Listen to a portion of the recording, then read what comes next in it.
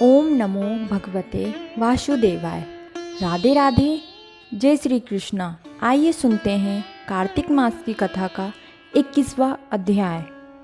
नारद जी बोले, इस प्रकार गणों के वचन सुनकर और विस्मित होकर दंडवत करके धर्मदत्त बोला, सब मनुष्य यज्ञ, दान, तीर्थ, तप से विघ्ननाशक विष्णु का आराधन करते हैं। उनमें विष्णु को प्रसन्न करने और सामीप्य पे दे, क्या ऐसा कोई पूजन है जिसके करने से सब यज्ञाधिक सफल हो जाएं? गण बोले, हे विप्रे, तुमने ये अच्छा प्रश्न किया है। एक प्राचीन वृत्तांत हम कहते हैं, एकाग्रचित्त होकर सुनो।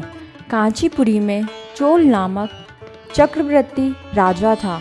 इसके ही नाम से चोल देश प्रसिद्ध हुआ। उसके राज्य में कोई आदमी दरिद्री, दुखी, पाप बुद्धि और रोगी नहीं था।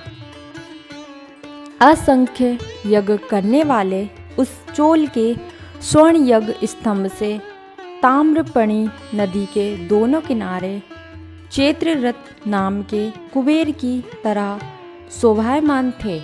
एक समय वे राजा अनंतसेन को गया, जहाँ की योग माया के आश्रम में भगवान शेष सैया पर स्नान करते थे। उसने वहाँ लक्ष्मीपति भगवान को मोतियों और सुंदर सुवर्ण के फूलों से पूजन किया और दंडवत प्रणाम करके वहाँ बैठ गया।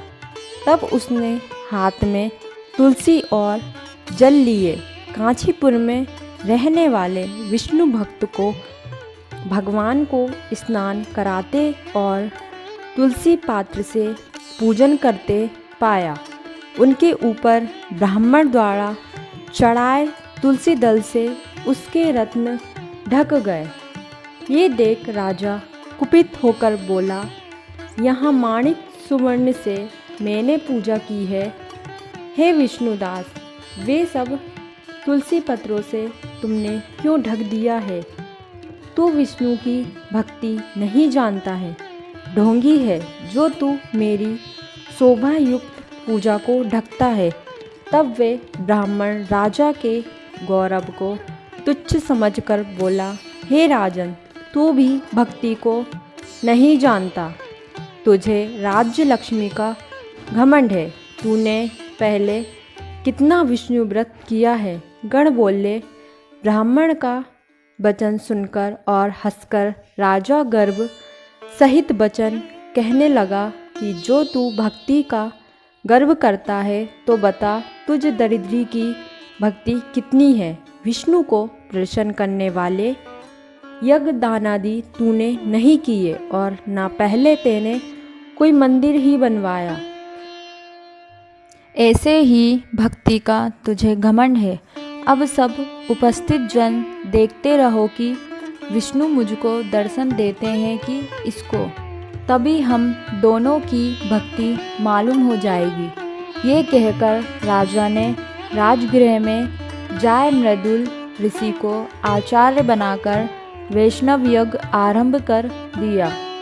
उस यज्ञ में बहुत से ऋषि आए, बहुत सा अन्न धन संपत्ति लगाया गया। विष्णुदास ने भी उसी मंदिर में ठहरकर विष्णु को प्रसन्न करने के लिए तुलसी का वन लगाया और एकादशियों के दिन में द्विसाक्षर मंत्रों, षोडशोपचार और नृत्य गीत आदि मंगलों से विष्णु की नित्य पूजा करने लगा।